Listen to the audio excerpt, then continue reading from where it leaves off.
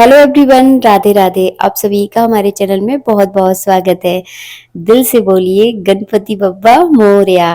गणेश जी का विसर्जन कैसे किया जाता है, बहुत ही सरल बेसिक सा तरीका इस वीडियो में मैं आपको दिखाने वाली हूँ। अगर आपने अपने घर में गणेश जी की स्थापना की है तो उनका विसर्जन किस प्रकार किया जाता है, छोटी छोटी बातों का आपको विशेष ध्यान रखना है। जिस दिन आप गणेश जी का विसर्जन करने वाले हैं उस दिन क्या करना है, सबसे पहले आपको उनका पूजन करना है। तो मैंने यहाँ पे उनके सामने घी का दीपक जला दिया है। रोली चावल, चंदन चावल से उनका इस तरह से मैं पूजन कर दूंगी। जब कोई मेहमान जब हमारे घर में आते हैं तो उनके जाने से पहले उनका अच्छे से सत्कार किया जाता है, पेट भर के भोजन किया खिलाया जाता है। तो बस यहाँ पर जो है ना, मैंने उनको लड्डुओं का भोग लगा दिया है। आप कोई विशेष पकवान बनाकर भी उनका भोग जो है ना लगवा सकते हैं। दूबा बहुत ज़रूरी होती है क्योंकि दुर्वा जो है ना गणेश जी को बहुत प्रिय है। तो दुर्वा जो है ना आज के दिन आप ज़रूर चढ़ाएं। आप जिस समय भी गणपति जी का विसर्जन करना चाहते हैं, वैसे रात में कभी गणेश जी का विसर्जन नहीं होता है, इस बात का ध्यान रखें।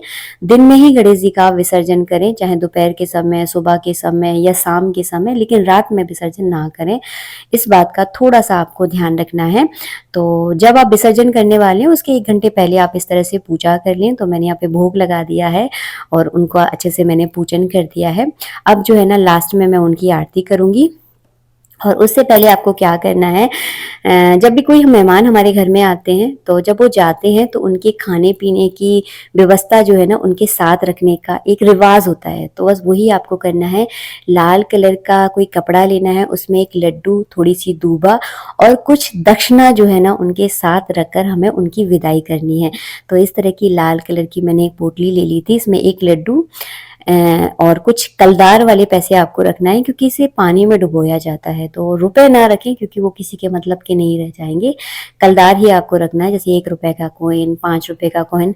और भगवान तो भाव के भूखे होते हैं, भगवान को हम क्या दक्षिणा देंगे, आप ही सोचो। बस एक भाव, हमारे भाव होते हैं जो हम इस तरह से उनको दिखाते हैं। बस इसके बाद जो है ना आपको विसर्जन के चावल छोड़ना है, कलश पर चावल छोड़ना है। गणपति जी का विसर्जन कभी नहीं किया जाता, इस बात को अपने दिमाग में आप बिठा लीजिए। गणेश जी विघ्न हरता है। हमारे घर से अगर विघ्न हरने वाले चले गए तो हमारे घर का विघ्न कौन हरेगा। तो गणेश जी कभी हमारे घर से विदा नहीं होने चाहिए। ऐसा भाव रखना है कि इस मूर्ति को हम विसर्जित कर रहे हैं, गणेश जी को तो हमारे घर में ही रहना है। तो बस उनकी जो है ना आरती कर देंगे हम। विसर्जन करने से पहले तो मैंने आरती कर दी है, जल का अर्घ दे दिया है। और विसर्जन के समय पूरे परिवार को साथ मिलकर जो है ना मूर्ति को विसर्जित करना है। मैं पहले ही आपको बता चुकी हूँ, गणेश जी का विसर्जन नहीं होता, केवल जो मूर्ति हम लाते हैं उसका विसर्जन किया जाता है।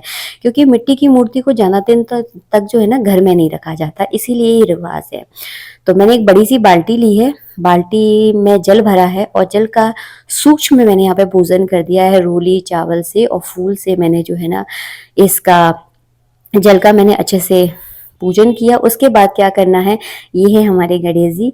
आप चाहें तो जनेऊ उतार सकते हैं, हम नहीं उतारते हैं, हम जैसे जो जनेऊ पहने रहते हैं उसके साथ ही विसर्जित करते हैं।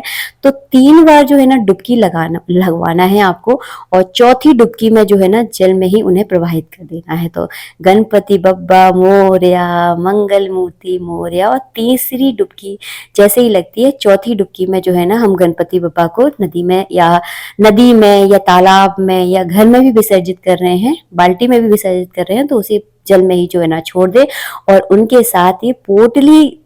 साथ में पोटली आपको जरूर रखनी है और जल में ही ये पोटली गणेश जी के साथ आपको विसर्जित कर देनी है। तो इस तरह से जो है ना मैं हर साल गणपति जी का विसर्जन अपने घर में या नदी के किनारे जाकर जहाँ सुविधा हो उस तरह से जो है ना आप गणपति जी का विसर्जन इस तरह से कर सकते हैं। एक बहुत ही सरल साधारण सा तरीका मैंने इस वीडियो में दिखाया है। जब भी आप गणपति जी अपने घर में लेकर आए तो हमेशा मिट्टी के लेकर आए, ताकि वो अच्छे से विसर्जित हो जाते हैं। मिट्टी ईजिली जो है ना जल में घुल जाती है और सही रहता है। अपनी आत्मा को भी देखकर जो है ना संतुष्टि मिलती है, हाँ भगवान की हमने 10 दिन तक पूजा की है, उसके बाद उनको अच्छे से हमने विदा किया है।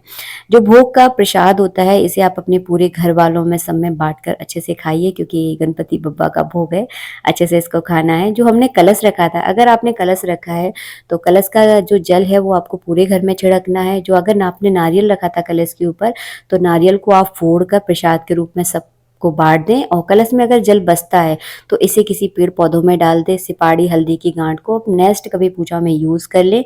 इस तरह से जो है ना चौकी आपको हटानी है। चावल है अगर, क्योंकि कलश के ऊपर चावल रखे जाते हैं तो चावल आप गाय वगैरह को डाल दें। तो इस तरह से आपको पूरी चौकी समेटनी है। आशा करती हूँ वीडियो अच्छा लगा होगा। वीडियो अगर पसंद आया है तो प्लीज़ वीडियो को लाइक कीजिएगा और मिलेंगे आप सबसे नेक्स्ट वीडियो में। जय श्री राधे मित्रों, राधे राधे।